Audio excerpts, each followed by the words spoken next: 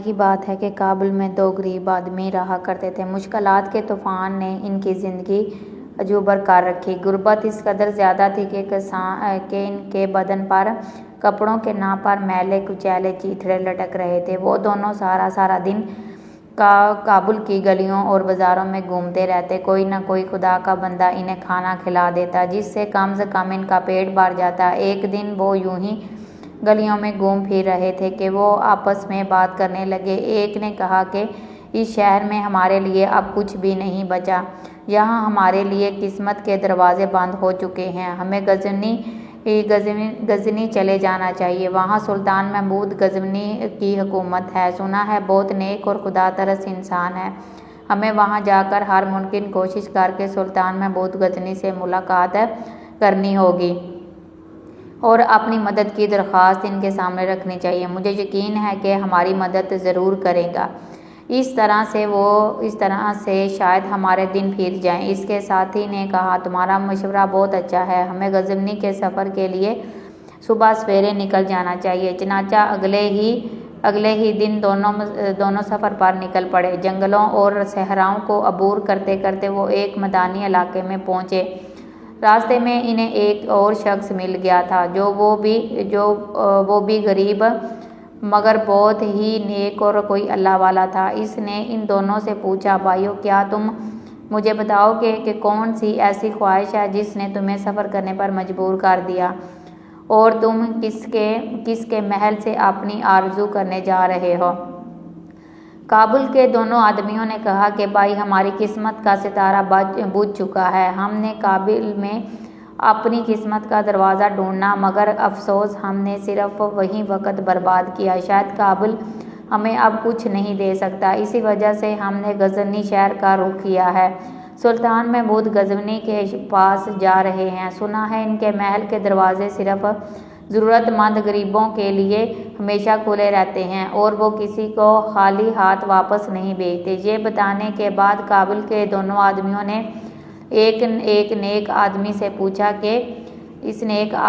پوچھا کہ بھائی تم کس مقصد سے سفر پہ نکلے ہو؟ اس نیک شخص نے جواب دیا میں ایک امیر شخص تھا مگر اب میرے اپنے ملک میں کوئی جائیداد اور مال و دولت نہیں ہے۔ میرے اچھے دن تمام ہو گئے ہیں اور میں اچھے دنوں کی تلاش میں سفر پر نکلا مگر مجھے سلطان محمود سے کوئی امید نہیں۔ مجھے تو اس سے امید ہے جس کے دروازے سے سلطان محمود جیسے بے حساب بادشاہ اپنے خزانے بھرتے ہیں۔ اس کے بعد وہ تینوں اکٹھے سفر پر چل پڑے یہاں تک کہ وہ غزنی شہر پہنچ گئے۔ غزنی شہر پہنچ کر انہیں کھنڈر نظر آیا۔ انہوں نے رات خوشی کھنڈر میں بسر کرنے کا ارادہ کیا۔ وہ تینوں اکٹھے کھنڈر میں بیٹھے مختلف موضوعات پر گفتگو کر رہے تھے۔ اتفاق کی بات ہے کہ سلطان محمود غزنوی اپنے 2 مقربوں کے ساتھ بھیس بدل کر چاندنی رات سے لطف اندوز ہونے کے لیے گلیوں میں ٹہل رہا تھا کہ چلتا چلتا ایک کھنڈر کے پاس پہنچ گیا۔ اس کھنڈر سے لوگوں کے بولنے کی آواز آئی تو وہ کھنڈر میں داخل ہو گیا اور دیکھا کہ 3 آدمی بیٹھے آپس میں باتیں کر رہے ہیں۔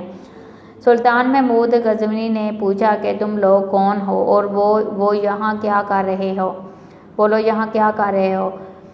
کابل کے 2 آدمیوں نے کہا کہ ہم پر غربت اور تنگ دستی نے ڈیرے جمائے ہوئے ہیں۔ حالات ایسے ہیں کہ کھانے کو مشکل سے ملتا ہے۔ اپنی غربت کے گھوڑوں پر سوار ہو کر اس دنیا کے نفیس و فراز نے گھوم رہے ہیں۔ سلطان نے پوچھا کہ تمہاری کیا خواہش ہے؟ ان دونوں نے جواب دیا تم ہماری خواہش پوری نہیں کر سکتے اس لیے بتانے کا بھی کوئی فائدہ نہیں۔ سلطان نے جواب دیا کیوں؟ اس دنیا کے تمام لوگ ایک دوسرے کے پابند ہیں اور ایک دوسرے پر انحصار کرتے ہیں۔ اس لیے آپ لوگوں کو مجھے اپنی خواہشات بتا دینی چاہیے، شاید میں آپ کی مدد کر سکوں۔ ایک نے جواب دیا میں ایک ایسا شخص تھا جس کے پاس بے شمار دولت اور جائیداد تھی مگر دھوکے بازی کی وجہ سے میری ساری دولت جاتی رہی۔ اگر کہیں سے مجھے 10,000 دینار مل جائیں تو میں ان سے کاروبار کروں گا اور دوبارہ امیر بن جاؤں گا۔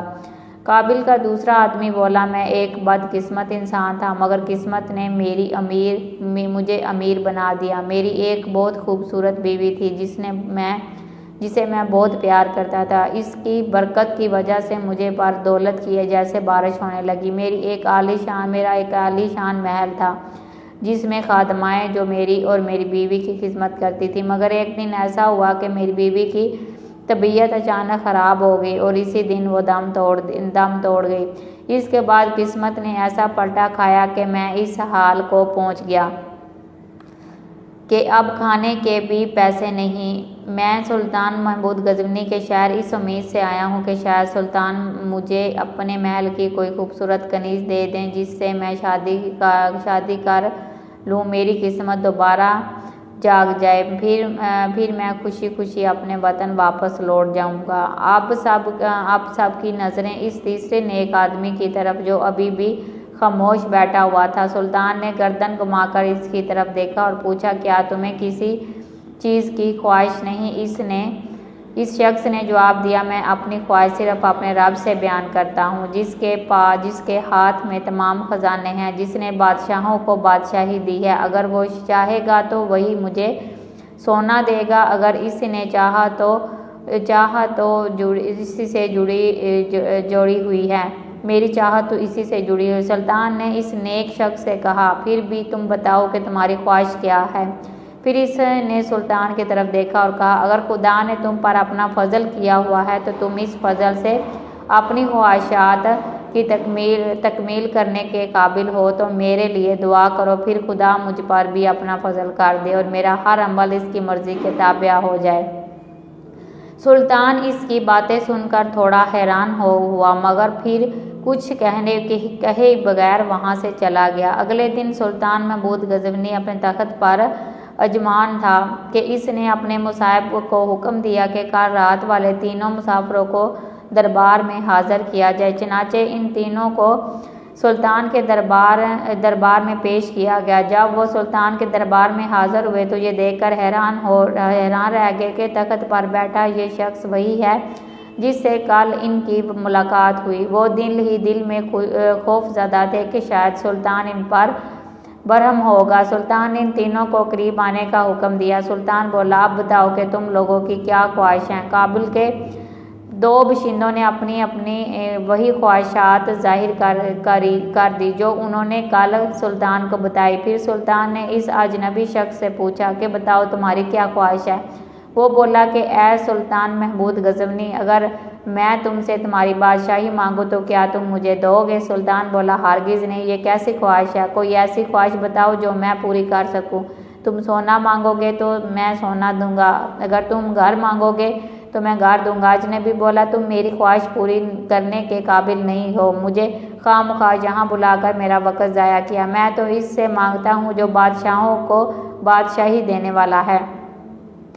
اگر میرے رب نے دینے کا ارادہ کر لیا ہے تو کوئی اسے روک نہیں سکتا، اور اگر میرے رب نے نہ دینے کا ارادہ کر لیا ہے تو کوئی اس کی مرضی کے بغیر دے نہیں سکتا۔ سلطان چاہتا تھا کہ یہ اجنبی شخص کسی نہ کسی چیز کی خواہش کرے، مگر سلطان کے لاکھ کہنے کے باوجود اس اجنبی شخص نے سلطان کے آگے ہاتھ نہ پھیلائے۔ آخر تک وار کا سلطان نے حکم دیا، جس شخص نے عورت کی خواہش کی ہے اسے محل میں موجود خوبصورت کنیزوں میں سے ایک کنیز دے دی جائے، اور جس نے پیسوں کی خواہش کی ہے اسے سونے کے سکوں سے بھرے 2 تھیلے دے دیے جائیں۔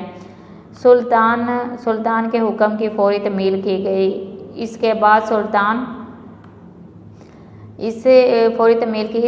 سلطان نے کہا، اب تم لوگ اپنے اپنے وطن واپس لوٹ جاؤ۔ سلطان کے حکم پر وہ تینوں سفر پر نکل پڑے۔ ابھی چلتے چلتے وہ راستے میں ہی تھے کہ جس شخص نے سونے کے 2 تھیلے اٹھائے ہوئے تھے وہ تھیلوں کے وزن کی وجہ سے تھک گیا، اور اب اس کی حالت یہ تھی کہ اس سے چلا بھی نہیں جا رہا تھا۔ اس نے اپنے ساتھ چلتے ہوئے نیک آدمی سے کہا، بھائی، میں سونے کے تھیلے اٹھائے ہوئے تھک گیا ہوں، کیا تم تھوڑی دیر کے لیے میرے یہ سونے کے تھیلے اٹھا لو گے؟ اس نیک شخص نے جواب دیا، کیوں نہیں۔ یہ کہہ کر اس نے سونے کے تھیلے اٹھا دیے۔ دوسری طرف سلطان نے اپنے درباریوں سے کہا کہ اس اجنبی شخص نے مجھ سے کچھ نہ مانگ کر میری توہین کی ہے۔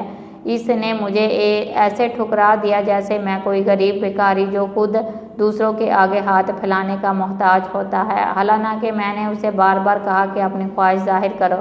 سلطان کے دربار میں سے ایک درباری سلطان کی بہت خوشامد کرتا تھا۔ وہ جھٹ سے بولا، سلطان معظم، اگر آپ کے پاس بادشاہت اور دولت ہے تو وہ اسی وجہ سے ہے کہ اللہ نے اسے عطا کیا ہے۔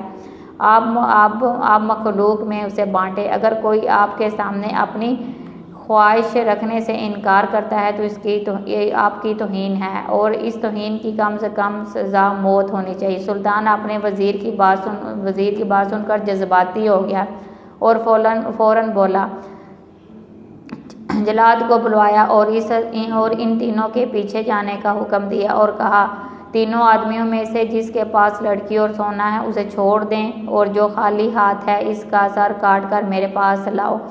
جلاد روانہ ہو گیا۔ جب وہ ان کے پاس پہنچا تو اس نے دیکھا کہ 3 شخص جا رہے ہیں، ایک کے ساتھ لڑکی ہے اور ایک نے سونا اٹھایا ہوا ہے اور ایک خالی ہاتھ جا رہا ہے۔ اتفاق سے اس وقت سونے کی تھیلی اس نیک شخص نے اٹھائی ہوئی، اور جو حقیقت میں سونے کا مالک تھا، اس کے پاس کچھ نہیں تھا، وہ خالی ہاتھ تھا۔ جلاد اس کے پاس آیا اور تلوار کے ایک وار سے گردن کاٹ ڈالی اور اپنے ساتھ لے گیا۔ قابل کے شخص نے جب اپنے ساتھی کی حالت دیکھی تو ہی وار سے اس کی تھر کانپنے لگا، اور دوسری طرف اجنبی شخص کو بھی معاملہ سمجھ نہ آیا کہ یہ ہوا کیا ہے، اس کی گردن کیوں کاٹی گئی۔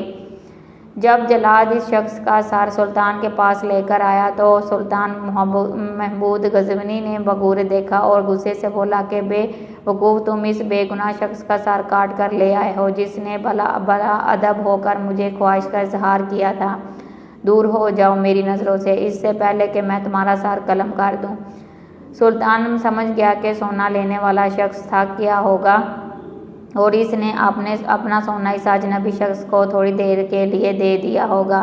سلطان نے دوسرے جلاد کو بلوایا اور بولا، اب تم جاؤ اور جس کے پاس سونا ہے اس کا سر کاٹ کر لے آؤ۔ جلاد وہاں سے روانہ ہو گیا۔ اس بار خدا کا کرنا ایسا ہوا کہ چلتے چلتے وہ دوسرا وہ شخص بولا، بھائی دیکھو، میرا دوست تو بیچارہ مارا گیا مگر اس کے سونے کا اصل مالک میں ہوں، کیوں نہ ہم دونوں کابل میں اکٹھے رہتے کہ تم یہ سونا مجھے دے دو۔ نیک آدمی کو تو کوئی لالچ نہیں تھا، اس نے فوراً دونوں تھیلوں کو کابل کے شخص کے حوالے کر دیا۔ ایک منظر یہ تھا کہ اجنبی شخص دوبارہ خالی ہاتھ تھا اور سونا اس کابل کے باشندے کے پاس تھا جو اپنی اس کنیز کو بھی لیے چل رہا تھا۔ اتنے میں جلاد وہاں پہنچ گیا۔ اس نے دیکھا کہ ایک شخص خالی ہاتھ ہے اور دوسرے کے پاس سونا ہے۔ اس نے کابل کے دوسرے باشندے کو بھی موت کے گھاٹ اتار دیا اور اس کا سر لے کر سلطان کی خدمت میں حاضر ہوا۔ جب سلطان نے مرنے والے کا سر دیکھا تو غصے سے چلا اٹھا کہ یہ آدمی بھی غلطی سے مارا گیا۔ سلطان نے کچھ دیر کے لیے غور کیا اور جب وہ پرسکون ہوا تو اسے سمجھ آ گئی کہ خدا کا فضل اجنبی آدمی کے لیے حفاظت کی ایک دیوار ہے جس نے اسے کسی قسم کا نقصان پہنچنے سے روکا ہوا ہے، ورنہ ایک ہی وقت میں ایسا اتفاق ہونا سمجھ سے بالاتر ہے۔ اس بار سلطان نے اپنے مصاحب کو بھیجا اور کہا کہ باعزت طریقے سے اس آدمی کو لڑکی اور سونے سمیت میرے پاس لے آؤ۔ مصاحب فوراً روانہ ہو گیا۔ جیسے ہی وہ شخص دربار میں حاضر ہوا تو سلطان اپنے تخت سے اٹھ کر مسکراتے ہوئے اس نے اجنبی شخص سے پوچھا کہ بتاؤ تمہارے ان دونوں ساتھیوں کے ساتھ کیا ہوا؟ اس نیک آدمی نے جواب دیا، سلطان کا اقبال بلند ہو جس نے سونا مانگنے والے کو سونا دیا اور کنیز مانگنے والے کو کنیز دی مگر بدلے میں ان کی جان ہی لے لی۔ اجنبی شخص کی یہ بات سن کر سلطان کام کر رہ گیا اور خدا سے گڑ گڑا کر معافی مانگنے لگا۔ سلطان نے نم آنکھوں سے پوچھا کہ اے نیک انسان، مجھے بتاؤ اس وقت میں کیا کام کر سکتا ہوں جو مجھے خدا کے غضب سے بچا سکتا ہے؟ اس نیک آدمی نے جواب دیا، تمہیں سب سے پہلے سچے دل سے اللہ سے معافی طلب کرنی چاہیے۔ دوسرا کام تمہیں یہ کرنا چاہیے کہ کچھ رقم تم کابل میں ان 2 بے گناہ مارے جانے والوں کے گھر والوں کو بھیجو تاکہ کم سے کم وہ اپنی زندگی آسانی سے گزار سکے۔ سلطان نے ایسا ہی کیا۔ پھر سلطان نے کہا، میں آپ سے التجا کرتا ہوں کہ آپ مجھے اپنی صرف ایک خواہشات بتائیں، مجھے اسے پورا کر کے خوشی ملے گی۔ اس نیک آدمی نے دیکھا کہ اب سلطان پسماں ہو چکا ہے، اس لیے اس نے کہا کہ میں ایک बुनकर का कारोबार करता था और मेरा काम इस कदर वसीع था कि मुझे दौलत की कोई कमी नहीं थी। अगर मुझे आप एक छोटी सी दुकान खोल दे तो मैं खुदा के फजल से अपना कारोबार चला लूँगा और फिर आपके पैसे लौटा दूंगा। सुल्तान ने फौरन हुक्म दिया। इसके बाद सुल्तान ने कहा कि यह नेक इंसान, मेरी आपसे 3 गुजारिशात हैं। इस नेक आदमी ने कहा, जी बोले। सुल्तान बोला, पहली ये कि जो कुछ मैंने आपके साथ किया आप मुझे इस बार माफ़ कर दें। दूसरी गुजारिश ये है कि आप मेरे लिए दुआ करें कि जो लोग बेगुनाह मारे गए हैं खुदा मुझे इनकी तरफ से माफ़ कर दे। तीसरी गुजारिश ये है कि हर जुमे के रोज़ आप मेरे पास आया करेंगे ताकि मैं आपकी सोहबत से कुछ सीख सकूं। इस नेक दिल इन नेक बंदे का जो है ना बनकर तीनों गुजारिशात मान ली। इसके बाद बनकर ने सख्त मेहनत की और कुछ ही अरसे में इसका कारोबार खूब चमक उठा। दौलत की रहल बैल हो गई। वो अपनी दौलत गरीबों में तकसीम करता जिससे उसे दिली तस्कीन मिलती है। इतनी दौलत के बावजूद बुनकर के दिल में कभी लालच ना आया और ना ही वो खुदा की याद से कभी गाफिल हुआ। दोस्तों, ये कहानी आपको कैसे लगी कमेंट सेक्शन में अपनी राय का इजहार ज़रूर कीजिएगा। वीडियो को लाइक और चैनल को सब्सक्राइब लाजमी कीजिएगा। वीडियो देखने का बहुत बहुत शुक्रिया।